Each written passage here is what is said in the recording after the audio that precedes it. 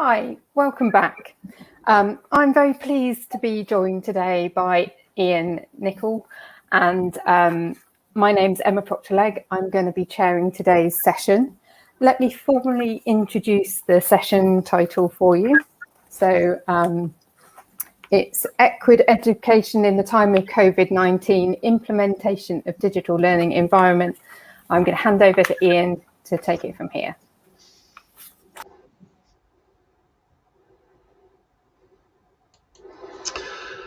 Good afternoon, everyone. Thank you for joining us for this talk. I'm Ian Nicoll. I'm the learning designer at the Donkey Sanctuary, and we're going to talk about how Donkey Sanctuary implemented the digital learning environment, the new digital learning environment during COVID. So things I'm going to run through with you today is a little bit about Donkey Sanctuary, some information about the project team, how that was set up, the outline plan, what the journey actually was, some of the challenges, and some recommendations at the end.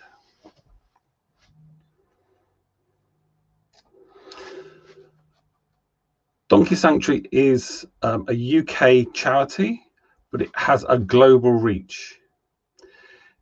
It has a lot of skills, experience, and expertise, and does a lot of research.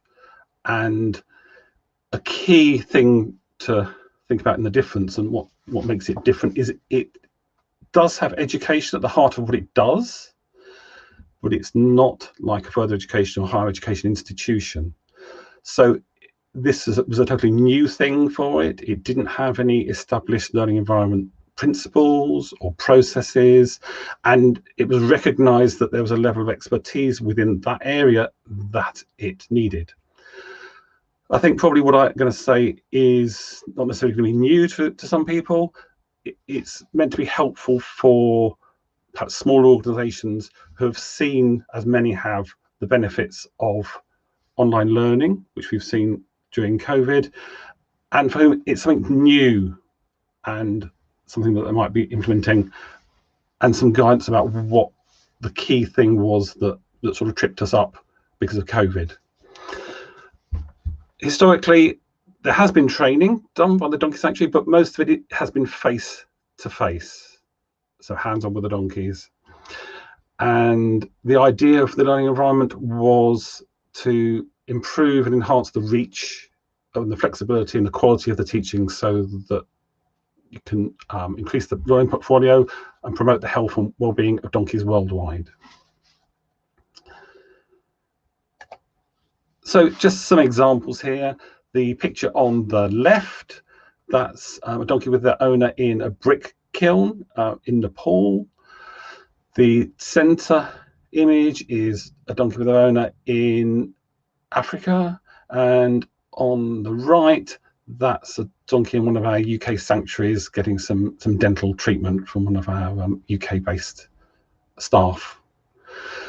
To give the idea of the breadth of knowledge and skills experience, the categories that we're looking at in terms of the courses we're putting together are behavior, biosecurity, care and welfare, clinical, donkey assisted therapy, dentistry, farriery, harness, health and welfare assessment tools, nutrition, safeguarding, and working Equid. And a lot of that is driven from the research that we do as well. And there's a very important question I'm going to come to next. So that question is, whose turn is it with the Welly? The Wellington Boot, it's something for enriching the experience of donkeys in the sanctuary. It's something that they play with. So the way that the teams were set up to run this project from nothing to a learning environment was there was a leader team which had senior management overseeing and looking after the general management of it, an academic lead, and subject matter expert lead, so the head of the vet team and that type of thing. There was a wider project team which had the organizational expertise, such as IT, communications, customer relationship management, so not directly involved with the learning environment, but crucial to that being integrated. That team included the learning designer, which is myself. So a lot of this is from my perspective. And the other thing is subject matter experts. These are the people on the ground that are knowledgeable and that work with donkeys, again, such as the vet team or the dentists.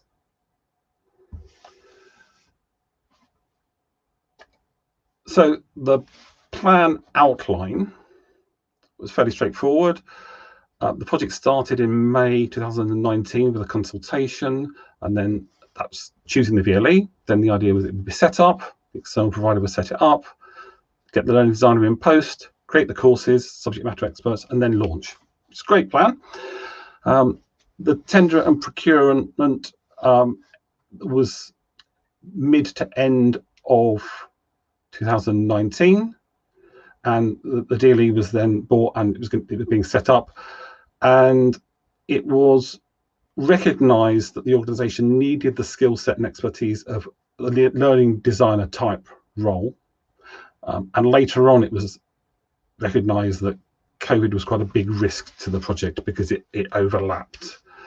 So best laid plans, how that ended up was that most of the leadership team were pulled into crisis management at the donkey sanctuary and the related sanctuaries, because there were a lot of donkeys. They still need care.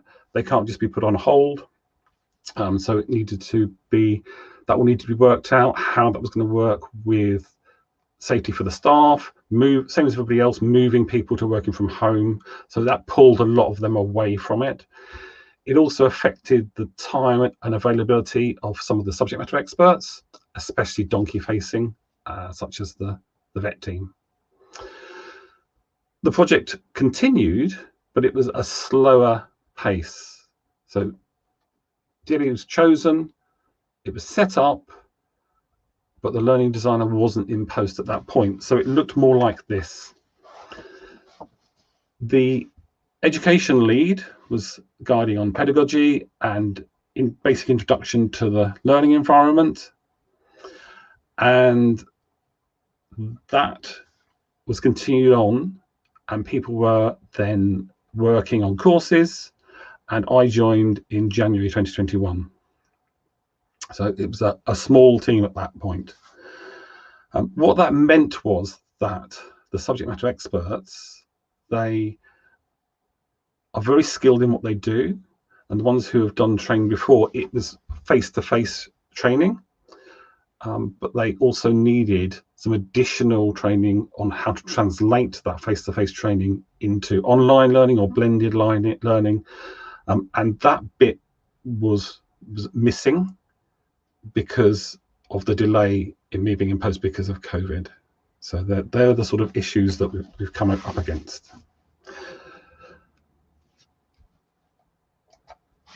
So I'd like to reassure you, though, that if there's a problem, there will always be somebody around who can look at that problem from a different angle and try some solutions that might make things better.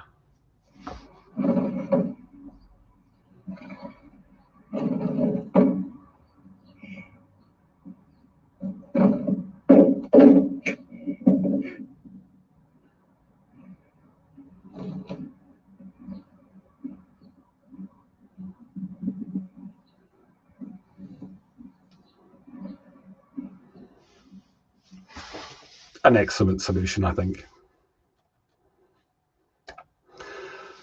So what I'm focusing on here is on the learning designer, but it's this type of role. So learning technologist, educational technologist, education advisor, all have the same sort of skill set. So that's the sort of things that I'm focusing on. And these are the things that we had to sort of put in retrospectively, some of them. So they fall into a couple of categories with quite a lot of overlap in the middle. There were purely technical issues. So people have been introduced to the learning environment. They were allowed to practice, make some courses, work with it, see what they could do. But there was no overall look and feel, and it was felt that we needed that for the benefit of the students, so they could see it was Donkey Sanctuary course, and you wouldn't be looking at different things every time you went in and not understanding how things worked. Liaison with the learning environment supplier on a more detailed level of what things are possible, what weren't possible. Testing when new things were brought in by the supplier. Troubleshooting, is it a problem with the learning environment? Is it a problem with someone's equipment? Is it a problem with the network? People, especially when they're new to things, they don't know if it's what it looks like. Is that something that's a problem, or is it my computer? So that was a key point. And looking at customization and implementation, the knowledge to understand there are other tools out there that we can use. So we have now integrated in H5P to give a more engaging experience, and that was something that was brought to the table when I joined, because I was aware of it and I could see how it would benefit the learning. And things like creating reusable objects, maybe a little something HTML, CSS, that the subject matter experts can just copy and paste and use. There's also the pedagogical side. So I've done quite a lot of training in groups and one-to-one. There's general learning environment training. A lot of people now have had experience as students in the learning environment, but actually creating courses is quite different, and then they haven't got that experience. Even things like using the what you see is what you get editor, and then pressing the button that turns it over to the HTML view, and people are like, what is this? I don't know what this is. I don't like it. And things like course design. So we have these skilled people who've done training face-to-face. They know their subject matter in detail, but we're talking about the translation of a face-to-face to something that's blended or fully online. So then there's all the course design principles, thinking about how it's going to be put together, what the learning outcomes are, how you're going to reach those, how you're going to make sure those are met. Similarly with things like quiz design, and I've seen this in many places. When you first give someone a quiz, they have got some great ideas for questions, and perhaps you'll get a multiple choice quiz where you've got 4 answers. 3 answers will be a few words long, and then there'll be 1 answer that's very long.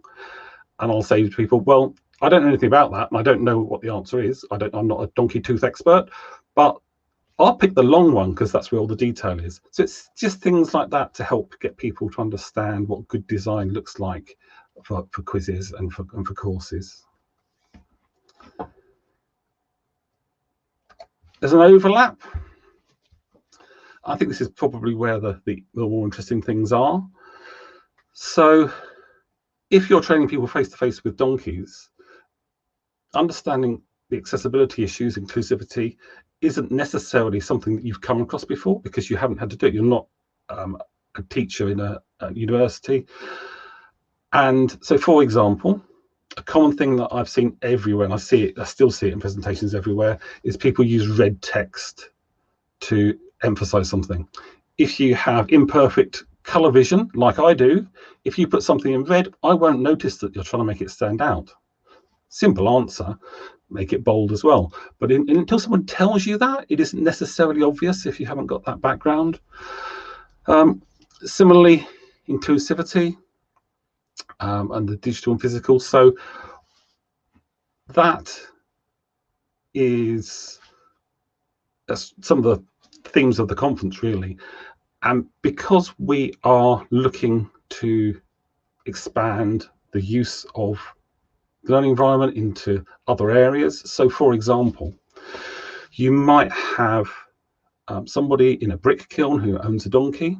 They've got a harness on it and it doesn't fit particularly well. They don't understand how the harness doesn't fit well. Why? Because that's not the skill set they've got. It might be injuring the donkey. So the donkey will not work as well. It might be sort of in pain. So it might be sort of dangerous in that sense. It might get ill, they might not have the money or access to vets, it might not live so long. So how do you get those people to understand about harness? We've done research into harness, and we've come up with a design that is cheap and easy to make from local materials, different local materials. It's specific to donkeys because donkeys do have different body shapes to horses. And so how that would work would be either blended or fully online. Those people in the brick kilns, typically, they will be using phones if they're using anything at all, not computers. And they might not have a good signal there. So they might need to go to a town or somewhere to get a signal and download the material and maybe have a face-to-face session. And then they can take that back to the brick kiln and show other people and teach other people. And so this is bridging that physical digital divide and bringing people in, making it inclusive. Other things that are simple that impact on that, for instance, are best practice with things like images. People have lovely images. It's like we've got a nice image, let's put it in. Fantastic. Except that in terms of computer screen, you don't need a high quality image or a large image for it to be visible. You do for print, but not for computer.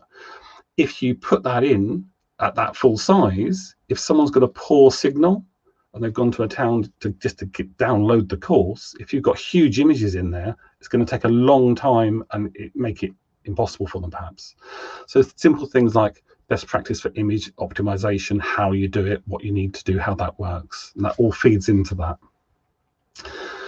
Other things were providing examples for people so that they can just sort of copy and paste almost, documentation to follow that up, and sort of ongoing support. So those are some of the things that we've had to do retrospectively, and it's all fixable. It's all, you know, the opportunity is still to make the courses great. And one of the benefits of things like this is they're not fixed in stone. You can go for the continued improvement and learn from feedback.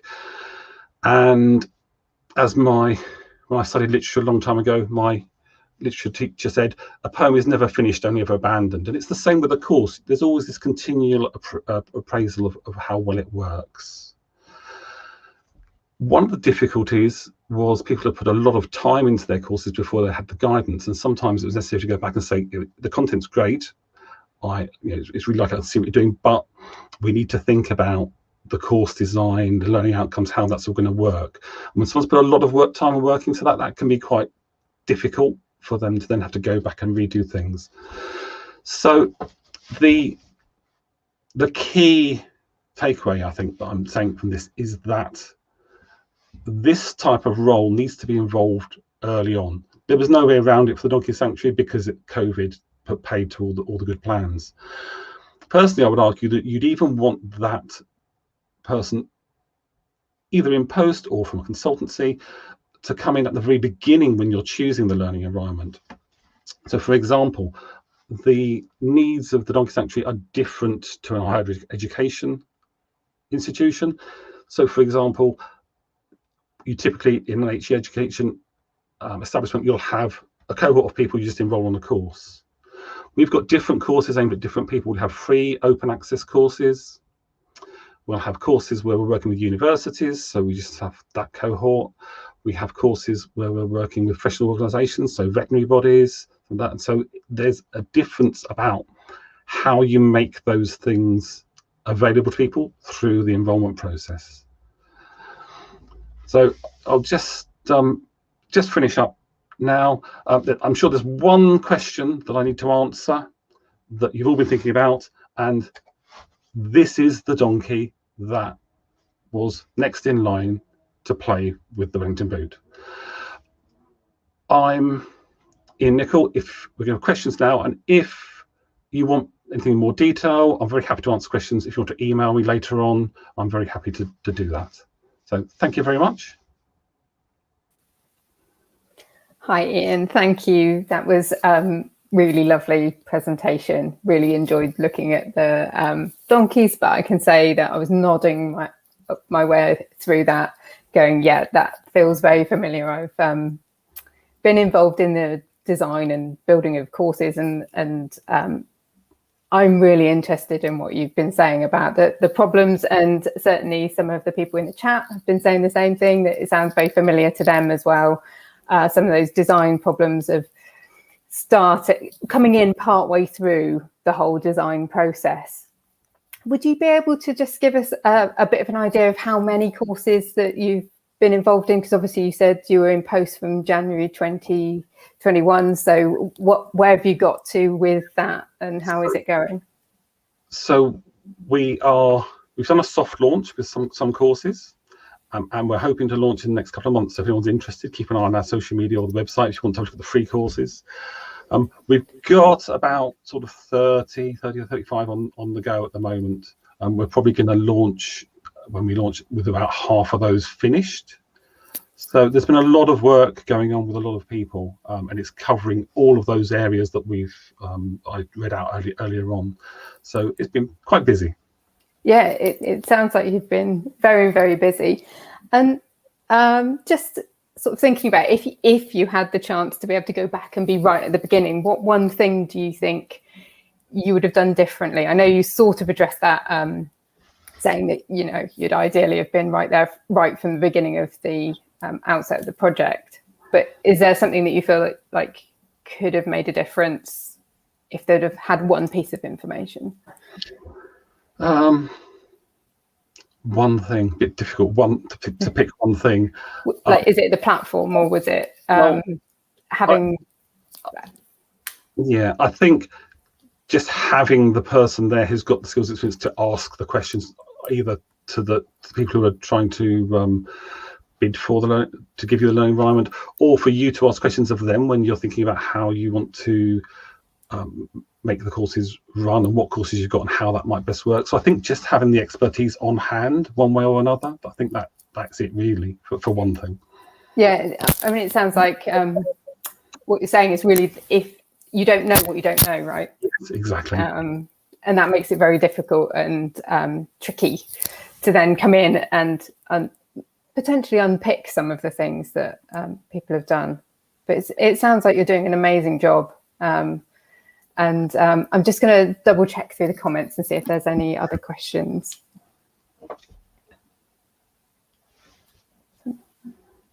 People are just saying that, you know, it's wonderful and that they've really enjoyed the presentation. I think what you've done is just given us such a good story of your experience that actually the questions, you know, that I started off thinking you answered kind of partway through. Kat's just put no questions for me, but it's always good to have more people saying we need to be there from the start. So, yeah, you know, you're highlighting that really importance of learning designers in this role. So, yeah. And especially when it's an organisation that doesn't have that background, because with a university, you've got a rolling sort of background and people understand what they're doing. And when it's totally new, it is exactly what you said. You don't know what you don't know. You don't know the questions necessary to ask and the things you might need, or it might be an issue. So I think that is the key. And as more people are moving things online, training online, I think it's important. I just want to try and get that message out there that, you know, have someone around to help you. Yeah, absolutely. And one other question just sprung to mind, which is that you sort of said that you were obviously involved in a lot of training. So how much time did you spend training others versus kind of were you involved sort of in putting some of those courses directly together, or was it mainly training others to try and bring them up so that there was kind of continuity across those courses? It's been both really, and it varies because some people have got more technical skills anyway. That's just the way things are. So some people I could do a little bit of training with or make some examples and they could pick it up and run with it. Other people I'd need to spend a bit more time with and give those examples and go back. So it's probably about 50-50, I think, roughly, but it varies over the type of course and the person who's putting it together. Brilliant, thank you. I think we're 1 minute away from the end of the session, so I think unless any other questions appear in here, I can't see anything new. So I think we'll wrap it up here. So thank you so much for your presentation. It was really wonderful to listen to. Okay, thank you. And so if anybody does have any other questions later or needs some advice or guidance, please do get in contact.